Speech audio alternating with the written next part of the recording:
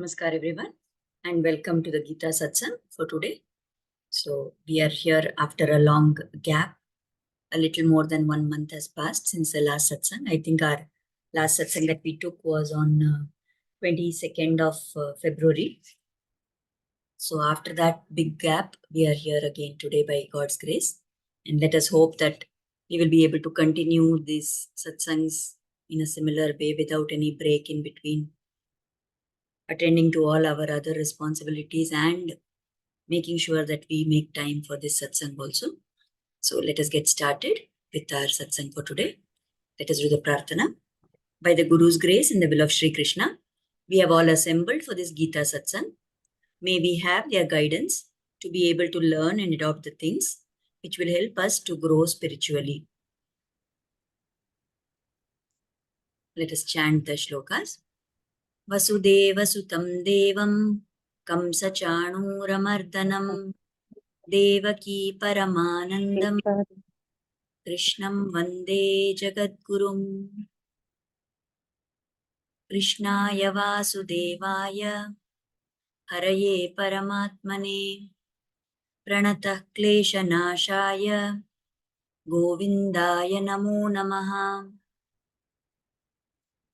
Namostu Te Vyasa Vishala Buddhe Ullara Vindayatapatra Netra Yena Tvaya Bharata Taila Purnaha Prajvalito Jnanamaya Pradipaha Ramanujadaya Patram Jnana Vairagyabhushanam Srimadvenkatanathaaryam Vande Vedanta Deshikam Yo Nityamachyutapadambuja Yugma Rukma Vyamohatastaditarani Trinaya Mene Asmadgurur Bhagavatosya Dayaika Sindhoho Ramanujasya Charanam Sharanam Prapadye. So with prayers at the lotus feet of the Acharyas, let us start with our shloka for today. In the previous satsang, we had stopped at the 23rd shloka of the 3rd chapter. So today we are going to move on to the 24th shloka. So Krishna is continuing to explain to Arjuna. We have been at the stage where Krishna is explaining to Arjuna how he himself is continuously performing some action or the other, although there is no requirement actually for him to do it. And in this shloka, in the 24th shloka, Krishna talks about what are the dangers that will happen, what is the possible negative outcomes that can be there if he did not perform the actions. So Krishna says, Utside yurime loka nakuryam karma chedaham sankarasya cha kartasyam upahanyam ima praja. If I ceased to perform the prescribed actions, ceased to perform means stopped performing. If I stopped performing the prescribed actions, the karmas, then all the worlds would perish. I would be responsible for the pandemonium. Pandemonium means whatever chaos, whatever confusion, whatever ill effects that would prevail and would thereby destroy the peace of the human race. So Krishna is here taking responsibility and saying that if I had to not do the karma which is prescribed, then the entire universe, everything which is being sustained because of me, that would all be destroyed. It would all perish. And because of my not doing the action, there would be total confusion and chaos everywhere. And because of that, the human race would not have been able to live in peace. So here, Krishna is telling us how, with what spirit he is performing the actions. Now for us, we have to perform actions because we have been born, we have got this human birth, and we are trying to get rid of our papa and punya. And if we don't do the good karmas, we will get papa. So for us, doing karma is very much required. But what is the Lord's status? He is not going to get any papa if he does not perform actions, isn't it? So for the Lord, there is no need to perform any action. He will not get papa if he does not do the action. He will not get punya by doing the action. So that punya and papa are not at all in the list anywhere for him. But why does he do then? Because whatever he does, others are going to follow in his footsteps. Now, the Lord Himself, when He created this universe through Brahma, He has created a system which has to be maintained. Now, if He has created a system, it does not make sense for Him to carry out some action which is going to disturb that system. So, in order to maintain the system in the way that He has set it up, He performs actions. Now, let us imagine an office, a normal kind of an office in our worldly terms. There is a boss and there are people who are working under him. Now the boss will set up the system. He will say that, okay, if somebody wants to take leave, then this is the procedure they have to follow. If there is XYZ work to be done, then this is the particular procedure which they have to follow. So that will be laid down. That system will be laid down by the boss. Now, what if tomorrow the boss decides that, okay, something has to be done, but he has to do it and he's not going to follow that system? Very soon, what will happen in that office? Nobody will follow that system because everybody will notice that this boss, he laid down the system, but he himself is not following it. So they will be confused. Should we follow the system? Should we not follow the system? Now, there may be some few conscientious people who will follow because they feel, okay, it is the right thing the boss has told. But majority of people, what they will do, they'll say, boss himself is not following. So why should I follow? And they will also not follow any system. So then there is total disruption of the system which was set up. Now the Lord wants to make sure that He does not disturb this system which He has set up. So He has told that karma has to be performed. By performing karma, people can get punya, papa according to whatever karma they perform. Then they have to do karma yoga to get rid of this karma, of these papa and punya, and they have to progress in this manner. So He has set up that system. So He makes sure that He also acts in accordance with that system which He has set up. And this is very much visible to us, especially in the cases where we find that Brahma and the other deities, they give some kinds of ashirvada, they give some boons to these asuras. And then those asuras, because they have grown now very confident with that boon which they have got, they have become indestructible. They run and they go here and there and they create a lot of confusion. They create a lot of problems for all the sadhus in this world. And then it is the same Brahma and other devatas who run to Lord Sriman Narayana begging for his help to take care of the problem which came because they gave vara to the asuras, isn't it? Now when the Lord helps, he reassures Brahma, he reassures Bhumi Devi, he reassures all the devatas that yes, I will definitely take care of this. I will get rid of this asura. I will destroy this evildoer. He takes action for that. But when he is doing that, if we observe very carefully, he makes sure that he takes action in such a way that he does not disturb the boon which was given by a Brahma. And the best example for this, if we see, is the example of Narasimha Avatar.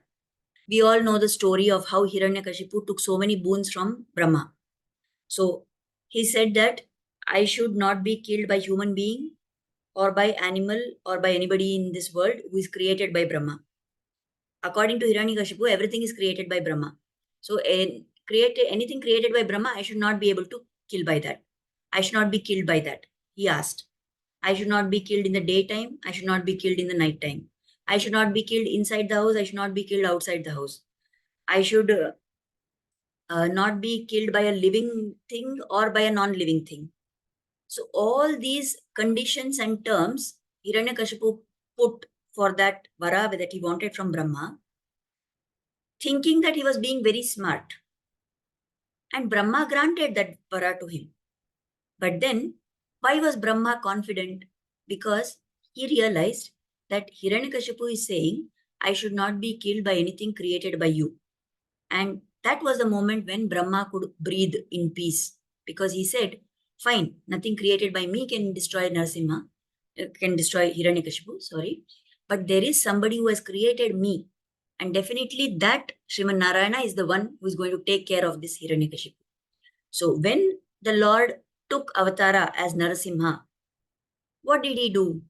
He made sure that all the conditions in that vara were fulfilled. So he came as Narasimha. He was half animal and half human. So he was neither completely animal nor completely human. Then he came in that form and he placed Hiranyakashipu on his lap. So Hiranyakashipu was neither in the sky nor on the ground. He took him to the threshold of the house, the Umara, the Vasapadi, what we call.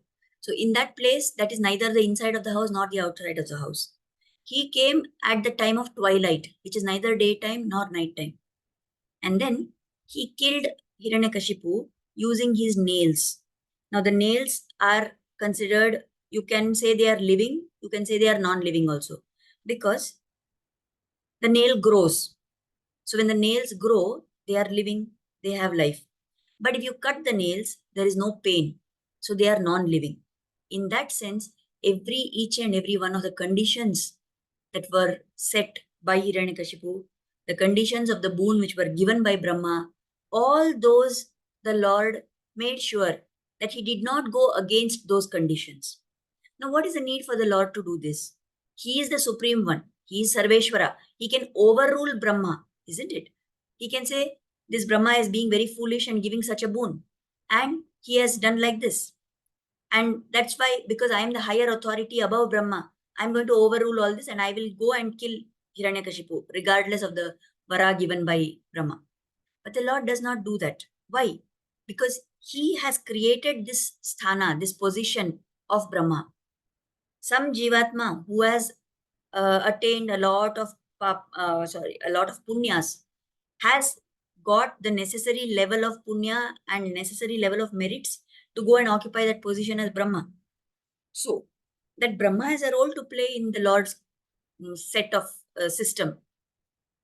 So the Lord wants to make sure that Brahma has a role. Brahma should be respected by people who are going to take boons from him.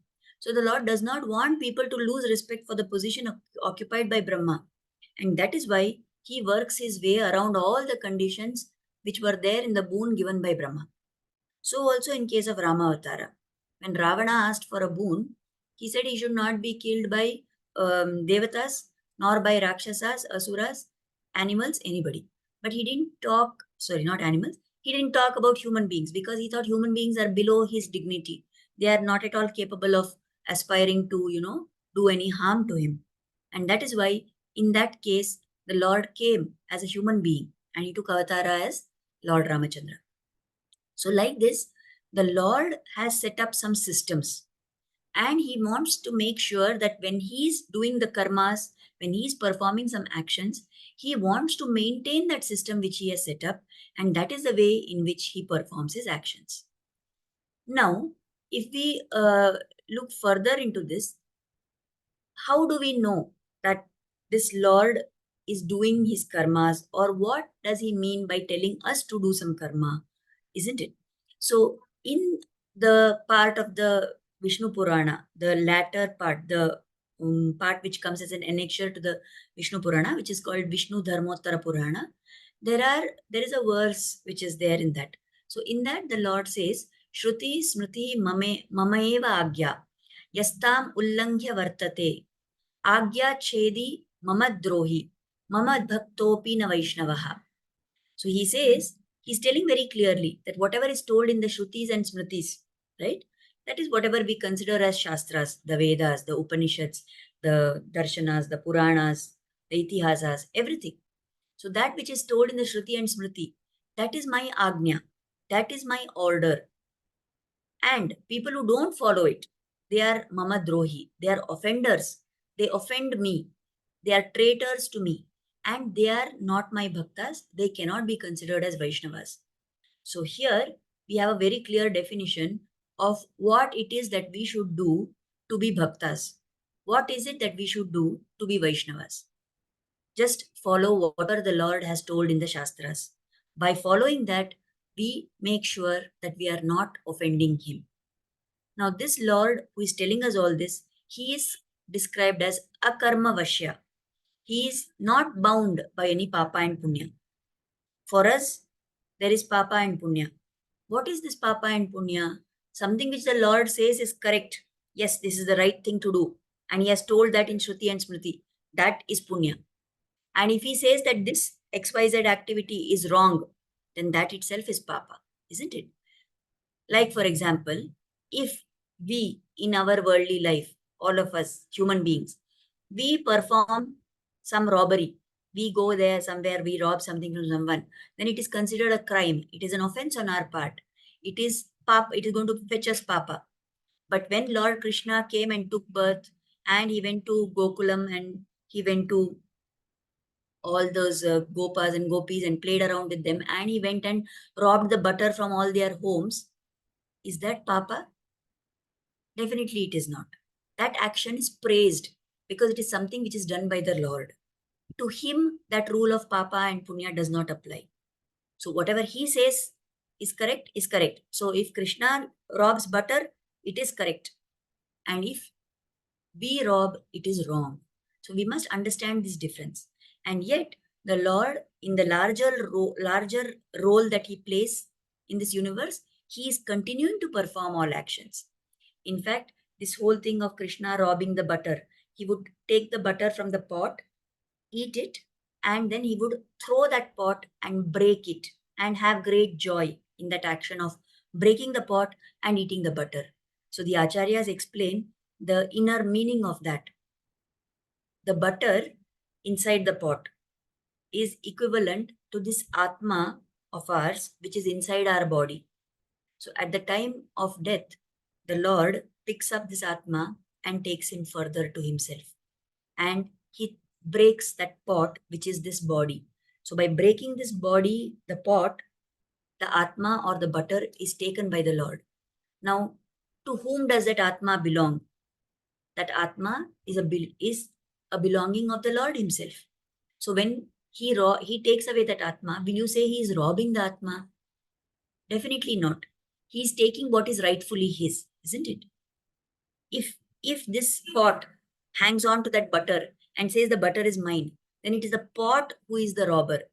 Similarly, we are the biggest robbers. We are the biggest thieves because we have this Atma in this body, and we identify ourselves with the body, and we are saying that this, we are not giving recognition of that Atma as being the belonging of the Lord, but we say I, me, mine, and I stay attached to this body form without realizing that the Atma is the Lord's belonging.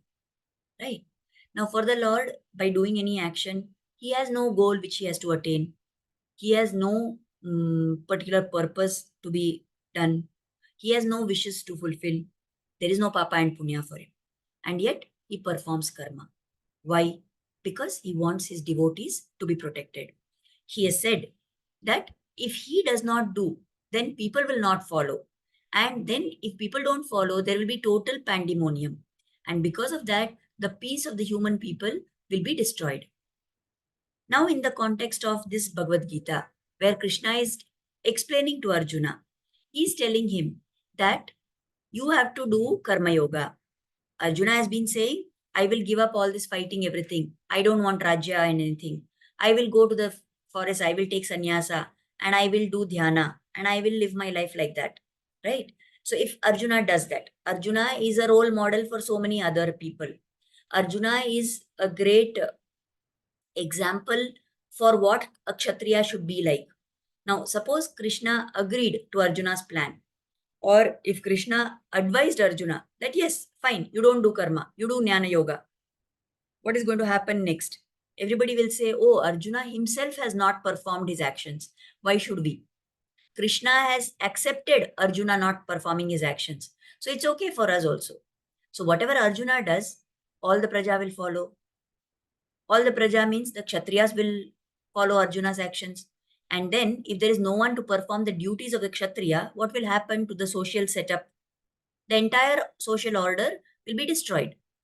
Because as long as there is a society, there is a role for each of the Varnas to perform in that society. The Brahmana is responsible for learning and teaching. He should study the Shastras. He should teach that to people around him. The Kshatriya is responsible for protecting the people from invaders, protecting them from dangers, and so on. The Vaishya is the one who has to be engaged in in a dharmic way of business, of economic activity, and he has to provide the means for everybody else in the society to lead a good life. And the Shudra, people of that Varna, their role is to be in service to everybody and to serve all the others so that the society setup is maintained in that particular manner. So everybody has a role to perform in society.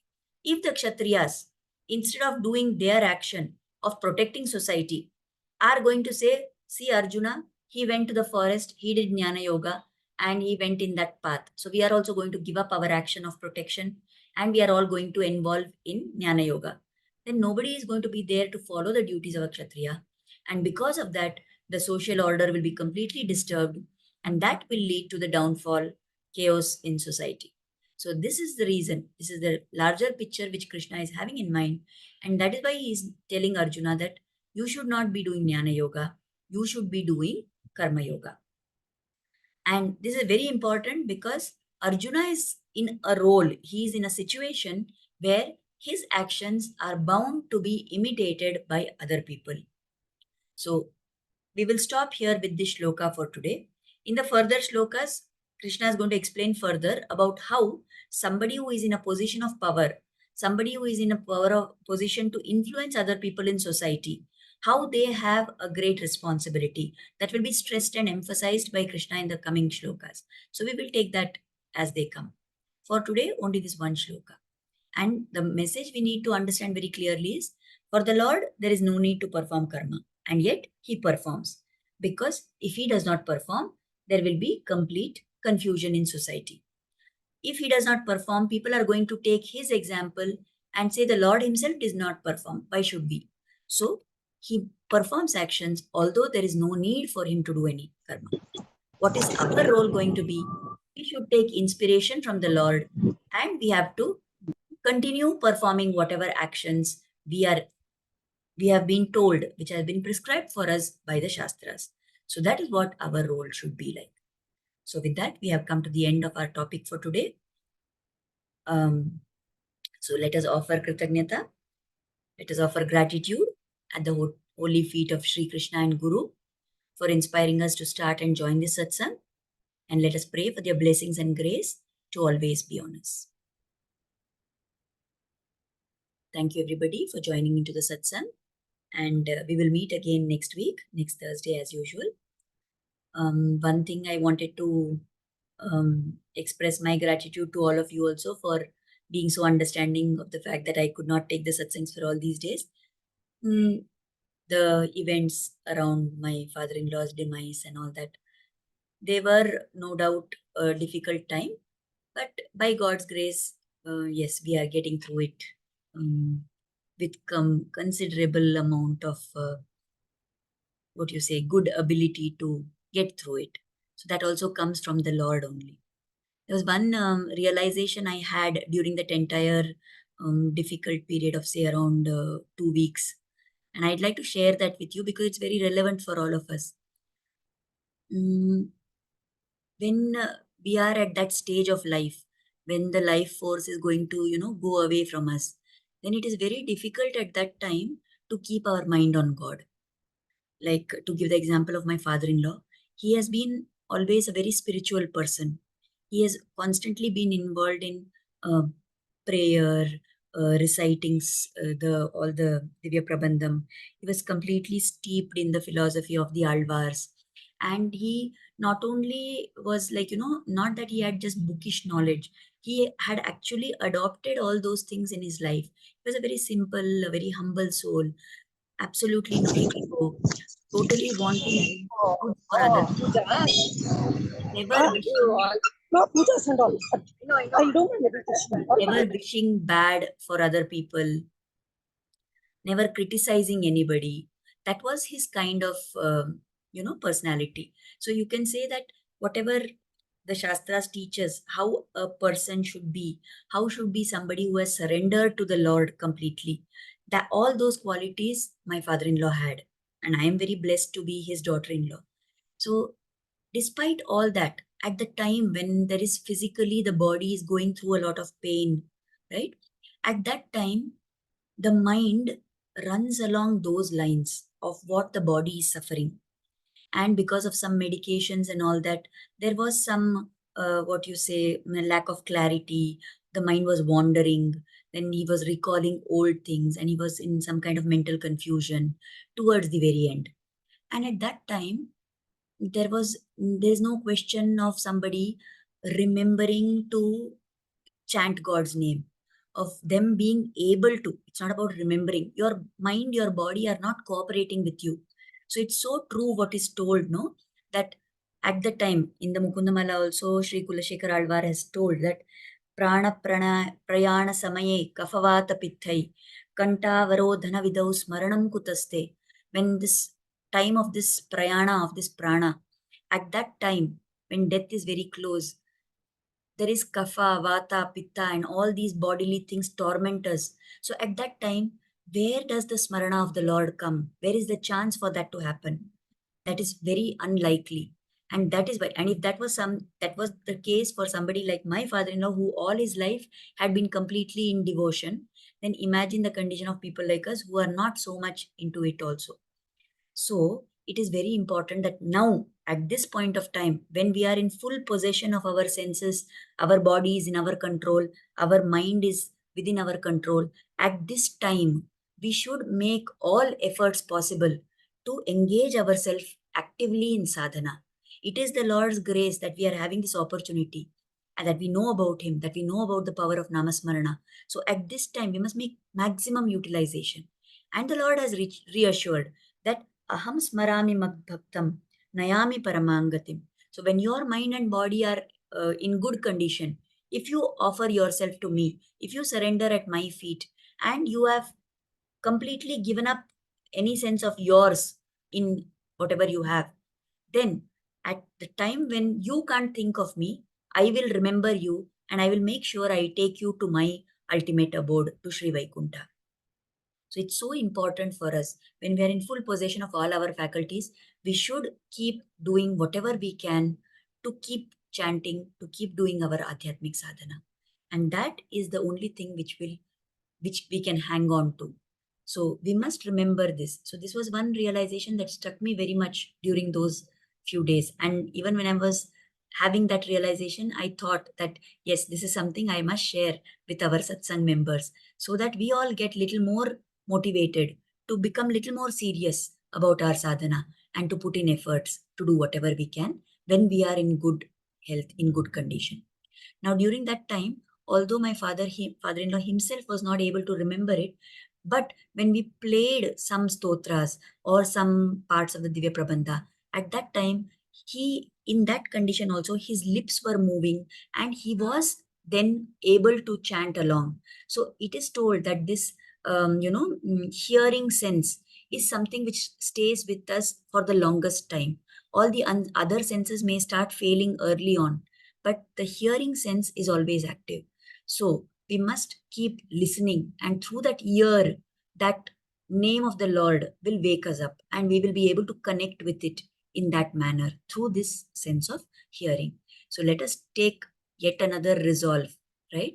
That we are able to focus and concentrate on our sadhana more and more. Let us take that motivation from whatever I have said today.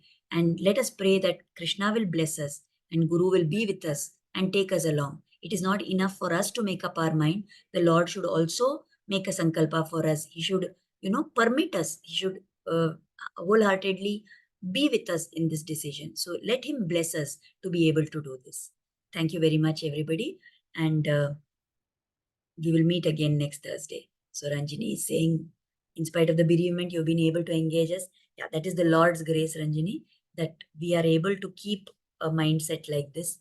Whatever it is, we have to learn to look at all events in our life as being something for us to learn from that spiritually only, because that is what they are ultimately. And by His grace, we will be able to learn and go ahead very much better from here onwards. So let us meet again next Thursday. Thank you, everyone. We will stop here for today. Namaskar.